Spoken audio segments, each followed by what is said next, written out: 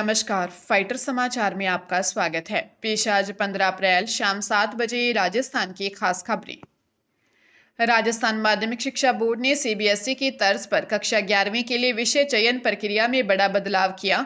अब छात्र 3 के बजाय 4 ऐच्छिक विषय चुन सकेंगे। नई शिक्षा नीति के तहत लागू इस व्यवस्था में 4 ऐच्छिक विषय लेने पर केवल एक अनिवार्य विषय अंग्रेजी पढ़ना होगा। हालांकि पुरानी व्यवस्था यानी 3 ऐच्छिक और 2 अनिवार्य विषय भी विकल्प के तौर पर जारी रहेगी।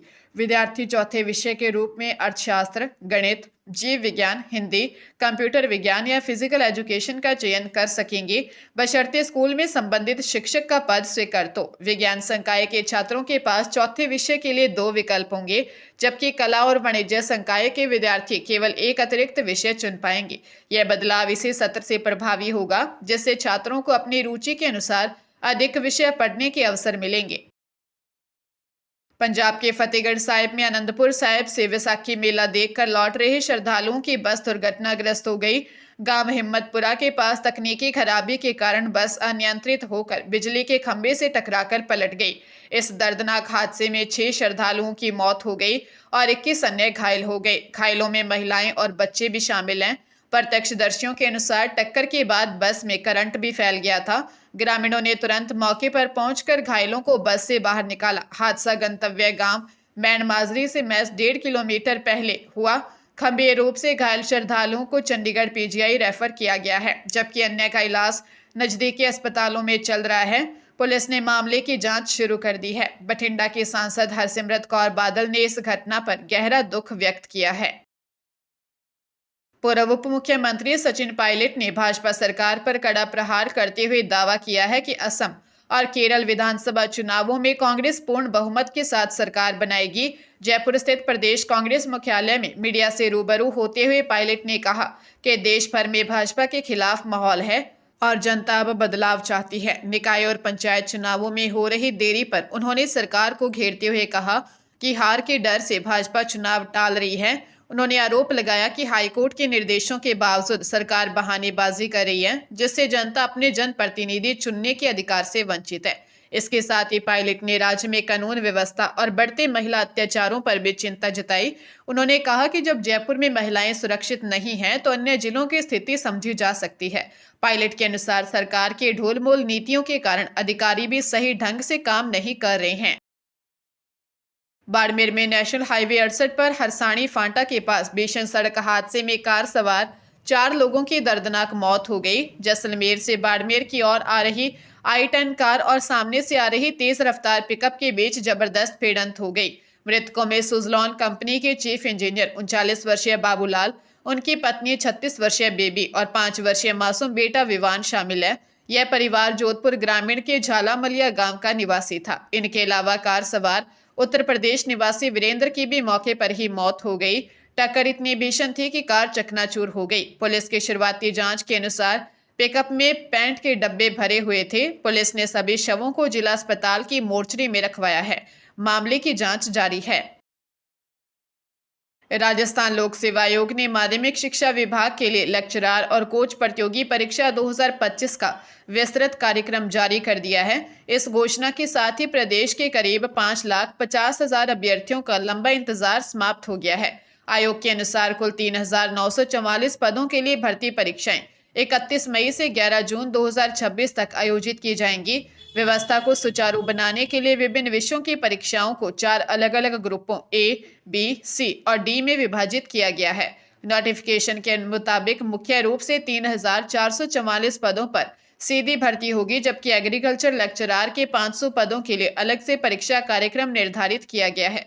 परीक्षा का टाइम टेबल जारी होने के बाद अब उम्मीदवारों के पास तैयारी के लिए लगभग 1.5 महीने का समय शेष है। आरपीएससी ने स्पष्ट किया है कि परीक्षाएं तय समय सीमा में ही पूरी की जाएंगी। अजमेर जिले के तीर्थ नगरी पुष्कर में बुड्ढा पुष्कर न्यू बाईपास पर एक भीषण सड़क हादसे में 2 सगे भाइयों की दर्दनाक मौत हो गई।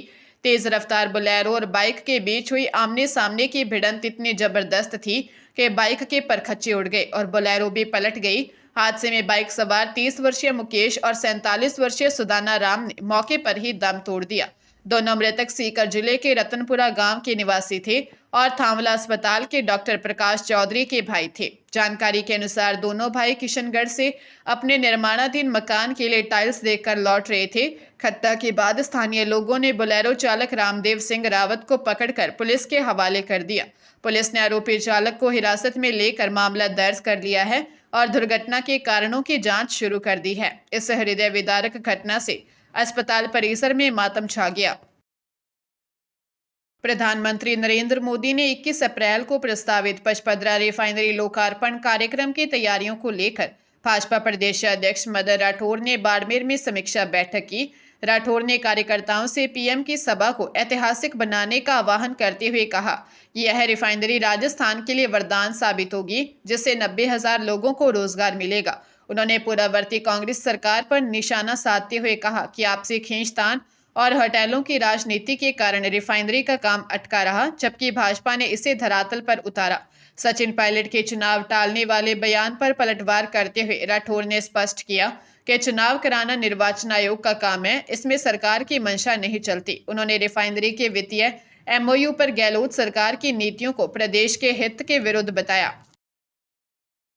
राजधानी जयपुर के कालवाड़ इलाके में स्थित शिवाजी नगर में गाड़ी को लेकर हुए मामूली विवाद ने खूनी संघर्ष का रूप ले लिया, जिसमें एक युवक विनोद योगी की मौत हो गई। जानकारी के अनुसार दो पक्षों के बीच वाहन को लेकर कहासुनी शुरू हुई थी, जो देखते ही देखते हिंसक मारपीट में बदल गई।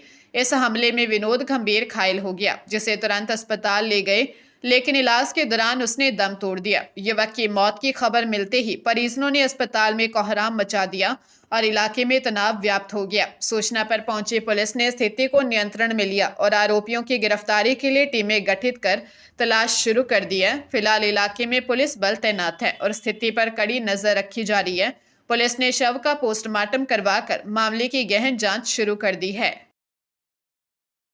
हरियाणा के जींद के अतिरिक्त जिला एवं सत्र न्यायालय ने 7 साल पुराने हुए रेपी भाटिया हत्याकांड में ऐतिहासिक फैसला सुनाते हुए न्यायाधीश जयवीर सिंह की कोर्ट ने मृतक की पत्नी पायल और उसके प्रेमी हरप्रीत सिंह उर्फ हैप्पी को दोषी करार देते हुए उम्र कैद की सजा सुनाई है। साथ ही दोनों दोषियों पर 30-30 हजार रुपये का जुर्माना भी लगाया। मामला सफीदों के वार्ड 6 का है, जहां शांति रानी ने पहले अपने बेटे की गुमशुदगी दर्ज करवाई थी और बाद में बहू पर हत्या का शक जताया था। पुलिस ने जांच के दौरान रिपी का शव जुई से बरामद किया था। पोस्टमार्टम रिपोर्ट से यह खौफनाक सच सामने आया कि रिपी की हत्या की गई थी। लंबे समय तक चली कानूनी प्रक्रिया के बाद अब कोर्ट ने पत्नी और उसके प्रेमी को उनके किए की सजा दी है। झालावाड़ जिले के दांगीपुरा थाना क्षेत्र में सड़क हादसे में मध्य प्रदेश से आ रहे श्रद्धालुओं की ट्रैक्टर ट्रॉली पलट गई। हादसे में 11 माह की एक मासूम बच्ची की मौत हो गई, जबकि लगभग 15 अन्य श्रद्धालु घायल हो गए। जानकारी के अनुसार ये सभी लोग एमपी से मनोहर थाना स्थित कामखेड़ा बालाजी धाम के दर्शन करने आ रहे थे। थाना प्रभारी विजेंद्र कुमार ने बताया कि मोतीपुरा जोड़ के पास सड़क पर अचानक जानवर आने से चालक ने ब्रेक लगाई, जिससे ट्रैक्टर असंतुलित होकर पलट गया। पुलिस ने जेसीबी की मदद से ट्रॉली को सीधा कर घायलों को सामुदायिक स्वास्थ्य केंद्र पहुंचाया। गंभीर रूप से घायल 4 महिलाओं सहित 5 लोगों को झालावाड़ जिला अस्पताल रेफर किया गया है। अन्य घायलों का उपचार जारी है। पुलिस ने मामले की जांच शुरू कर दी है और पीड़ितों को हर संभव मदद पहुंचाई जा रही है। धौलपुर जिले में शुद्ध आहार मिलावट पर वार अभियान के तहत खाद्य सुरक्षा विभाग ने बड़ी कार्रवाई की है। कलेक्टर श्रीनिधि बीटी और सीएमएचओ डॉक्टर धर्म सिंह मीणा के निर्देशन में टीम ने कई मिष्ठान भंडारों पर छापेमारी कर भारी मात्रा में अमानक खाद्य सामग्री जब्त की। बसेड़ी क्षेत्र के चोरपुरा मामूदीन स्थित पारस मिल्क फूड के निरीक्षण के दौरान 225 किलो खराब पनीर और 100 किलो संदिग्ध मावा मिलने पर उसे मौके पर ही नष्ट करवा दिया गया। इसके अलावा शहर के प्रसिद्ध बीकानेर मिष्ठान भंडार से भी नमूने लिए और साफ सफाई में लापरवाही मिलने पर इम्प्रूवमेंट नोटिस जारी किया। खाद्य सुरक्षा अधिकारी पदम सिंह परमार ने कहा कि नमूनों की जांच रिपोर्ट आने के बाद मिलावटखोरों के खिलाफ कठोर कानूनी कार्रवाई की जाएगी।